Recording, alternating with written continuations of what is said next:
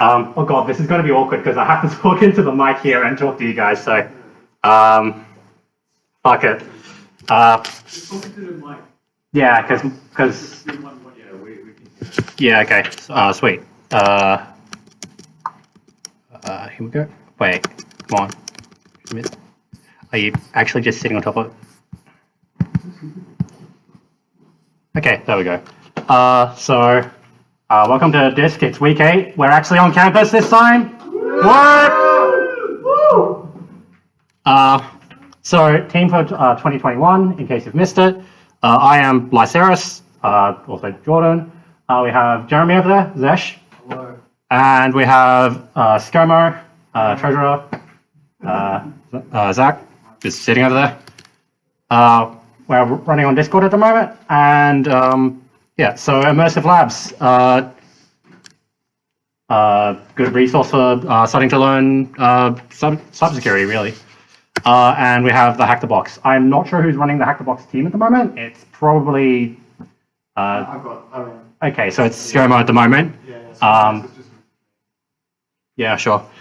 So yeah, if you need to do the thing, ping Skomo, and he'll let you into the team once you've gotten past the login for it, because I could not get past that for a week. We have a website, and please contribute to our knowledge base because it is kind of half mixed, like 2019, 2020.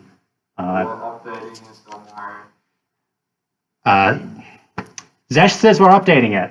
That may take a bit. Anyways, so enumeration to exploitation. Come on. Enumeration to exploitation.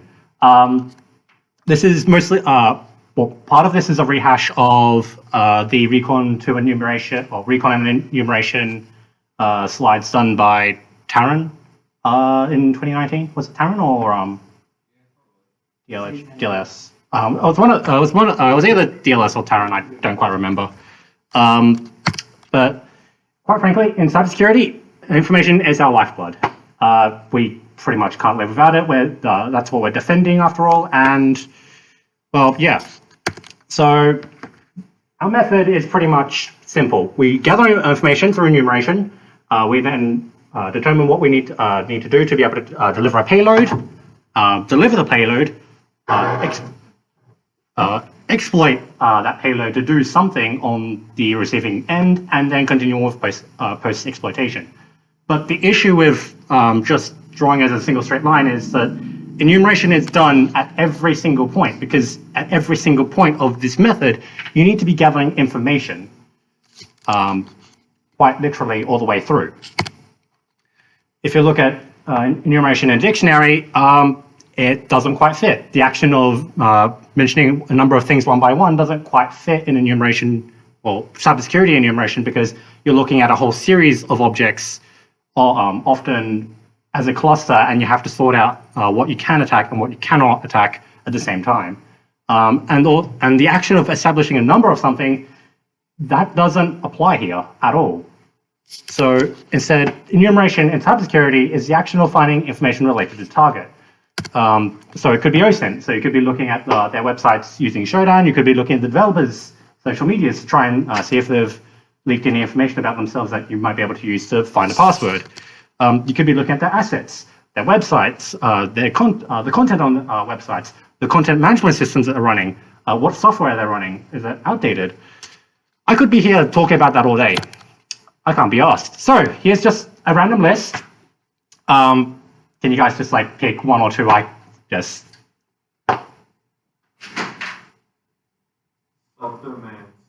subdomains. So you can do subdomain takeovers. So if they have subdomains that have not been renewed recently and it's up for sale, you might be able to buy the domain name and then just work your way up from there using it as an attack platform to launch attacks. This is a sort of a similar thing you can do with DNS as well. So if you happen to be within their local systems, and you can capture a bunch of their bunch of packets, and you can see that they're all looking for a DNS to one server, you might be able to spoof that, capture all the DNS packets, send them back onto the DNS onto the server, and then do man in the middle from there. So as an example, SolarWinds. This is probably a thing you've heard about in the news recently because it was a pretty big attack. Enumeration-wise, they were fairly solid. And then we come across this image. This is a Twitter link, but let's actually take a look at the oh my god, that's come back down. Let's take a look at that image. So that is an image to a of an email being sent to the incident response team at SolarWinds for their product. And somebody has found an open GitHub repo leaking their FTP credentials. That was available in November 2018. Sometime in February and March of 2019, that's the latest date, the attackers found it. Attackers in this case being APT29, whatever group you want to particularly focus that towards. The US says it's Kremlin. Kremlin says it's not. I'm not one for politics here. But at some point, somebody found these credentials and they began to attack them. In 2017, Equifax was hit. So Equifax is a credit reporting agency. You pay them a bit of money, and they tell you your credit rating. And back then, in 2017, a new CVE was released on March 7, 2017. It was the Apache Struts CVE, which is fairly well known nowadays. Basically, if you pass a Apache Struts server some malicious code inside of the content type header, it would then execute the code, and you might have it escalated to root or something. I don't know. And as another point for enumeration, Apple, Tesla, PayPal, what do they all have in common? Electronics, logistics, big companies, yeah, but they all have private repositories on their websites. And a researcher noticed this and asked himself the question, did they claim the public ones? The answer is no. Enumeration also applies in the defense side of cybersecurity. So you're talking on the defense side, you're talking VirusTotal, like taking a look at the files. Hey, has this been scanned by everybody? Does this look like a malicious file? In CyberChef, if you're doing CDFs, these are all hashes. These are not dolphin, these are dolphins. There. And in SIEM systems, security information and event management systems, every single packet is your piece of information because it carries IP information, it carries potential payloads, it carries information on time, etc. And so it sort of leads to this point of you have the information of what you're looking for. Now you want to do the attack. So you find your point of delivery and you develop your payload. And often you're coming to this point with a question of, I have something that I know can do this, or I wonder if I can do that. In the case of SolarWinds, their payload was using the SolarWinds certificates to install a backdoor into the SolarWinds product updates. The first product with this backdoor released in March 7, 2020, but that's a period of about 5 months or so where the FTP credentials were in the wild, and the first attacks actually started appearing. For Equifax, the CVE was released March 7. The first known attack is on March 10, when they enumerated the servers, found it was still vulnerable, and then began delivering their payloads to do their exploitation. And for the public repositories, the researcher decided to occupy those repositories on the public networks, so PyPI, NPM, Node, GitHub, and occupied them and wrote a higher version number for them. So it's when the when the build system decided to rebuild the software because, oh, hey, a new piece of code has just been added to them, it will go look through the list of requirements and, oh, hey, there's a new version online with a higher version number. Let's download it and run it. And all of these payloads lead to exploitation and post-exploitation. Where here you have two main objectives. One, take the crown jewels of whatever you're looking at, and two, look for more crown jewels to steal, and you're back to enumeration. So for SolarWinds, the crown jewels were the customers, because SolarWinds is a sells management software. So they're selling network management, they're selling system management, they're selling FTP servers for some reason. That's on their list. But it's their customers who are running that software that is their targets. So you have US government for a good portion of them. You have Microsoft, you have Cisco, you have Intel, you have cybersecurity agencies themselves and cybersecurity companies. You have the certificates for the software itself. As long as those certificates don't get recognized as being used by malicious actors, those will remain valid for as long as they are used, until they're recognized to be used by malicious actors. So those certificates remain valid for up until late 2020, and until that point, you could be signing potentially drivers with these. Well, realistically, no, because SolarWinds does not do drivers. So if you find a driver that's signed by SolarWinds, something has gone wrong. But you could potentially be doing things like signing drivers and then running it on other people's computers to further your attack vectors. And the software itself, like how much does the software cost? Realistically, per month you're looking around 1,000 or so, depending on the size of the company. And you could potentially get a copy of it for free. For Equifax, it was the entirety of the database. So the attackers literally encrypted, or copied and encrypted parts of the database, and then exfiltrated it and just saved it. Never leaked, and we're pretty sure, well, the end result at the moment is people have assumed that they're going to be used for credential stuffing or knowledge of just, oh, hey, I have their social security numbers or their phone, mobile numbers, basically everything about the person, because that's what a credit agency or credit reporting agency does. It takes a look at your information and goes, this is all the stuff about it. Yeah, take a look. And for the public repositories, the researcher has already got his money. Once the systems report back, he's already found a bug that can be exploited by anybody. So all he has to do is compile it into a report and then send it off to the big companies and ask for the bug bounty money, and he has it.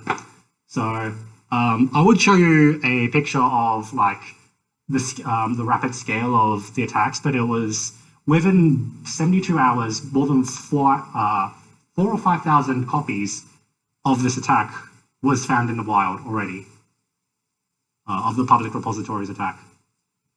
I would actually go read the breakdown. It's kind of interesting, but you've probably already done that because it was like a month or two ago by now. So yeah, but on each step of the cybersecurity method, enumeration is key because information is what drives us, really. So shit, that was really, really short. It is live. Can you go over how the SolarWinds breach happened? Like how they were getting through? So their first entry point was literally the FTP. So what they did was they found the credentials, they went into the FTP system, and they probably found a couple of files that they could escalate into, use to escalate, privilege escalate, and then probably continue doing enumeration of the entire system to eventually find either those certificates or a piece of software that keeps getting built into the systems, which from memory was a DLL, a dynamically linked library that was eventually linked into by most of the software. So they wrote their backdoor into that DLL and waited for them to do an update for their product and release it. And the backdoor was incredibly selective. So it was looking for 2 or 3 separate I think minimum 2 or 3 separate indicators before it would actually call back home and start running. So it was looking for a CEF bit in Windows and some other flags. What gets more interesting though is when FireEye found it, it turns out that it was in fact running from inside their system, so they probably got backdoored at some point. The question is how much? So did Microsoft. So the question now is how much of Microsoft's code base is now has now been stolen? Who knows? Yeah, good luck. Good luck having a nightmare about that. Yeah, so they started from the OpenGit repository and then just continued escalating up. Keep the kit scanner going. Realistically, you're looking at around probably 1,000 people on the attacking side, working together for just this one software. But considering this one attack affected nearly probably 15,000 companies, like that's not the ones hit by the back doors. That's everybody that's every company that used it, and that has to spend time figuring out, oh, have we been backdoored? I need to lock down the entire systems again, or just throwing the entire system out and starting again. And that costs money. I wonder if the attackers actually used it as a sort of supply chain attack to actually target one of those companies in particular. It's generally a rather broad supply chain attack because it was attacking it was affecting major parts of basically everything within the US federal government. A good portion of the large I say IT companies generally, because Cisco does hardware for a good portion of routing. You have Intel, who does like 50% of CPUs still. You have Microsoft, who does, I'd like to say around like 50% of OS, but realistically, you're probably looking closer to 40, because like how many of those are in servers, and how often do servers get updated anyways? So, and like that, those are the ones who have reported it, and there's probably a bunch who haven't reported but still got hit in as a sort of splash damage. But the SolarWinds attack itself was split into 2 parts. So you have the SolarWinds Sunburst, and then you have Supernova, which was the dropper deployed after they'd found this targets they wanted to find. And if you actually look at Supernova's target structure, it's really interesting. I just didn't have the time to memorize it, so. Maybe chuck some links in the Discord or something. Yeah, well, because it was interesting. Yeah, that'll be awesome. I need to start chucking stuff into the Discord anyways, because I have 20 or so links just in my own server, just sitting there. It's I should have tossed these in ages ago, but oh well. It's what it is. Yeah. But yeah. Enumeration really is legitimately key though, because sometimes when a CVE gets released without a patch being available, Hafnium, which Hafnium got interesting because there was on one Reddit chain there was one company going ahead and doing reporting for its 2,000 clients, and within 3 hours, 400 of its clients had already been hit, and there was nothing to really help them because they just had to literally just watch the servers fall and try and block the packets from actually even hitting it. Imagine being in the SOC. Nightmares. It was Exchange Online though, so Microsoft was partially the one to blame because they had it and didn't really patch it. But yeah. The issue of my presentations is I have so much information that I never quite get around to remembering what to say for it. Yeah. Don't stress about it. I think it's pizza time. Pizza's ordered. It might take a bit to get here, but So we're saying goodbye to all our online discussions. yo, we're saying goodbye because we're hopping off. Can I actually hear that? Like, the mic on this is pretty bad. Yeah, the pizza's on fire. Yeah, it's still streaming.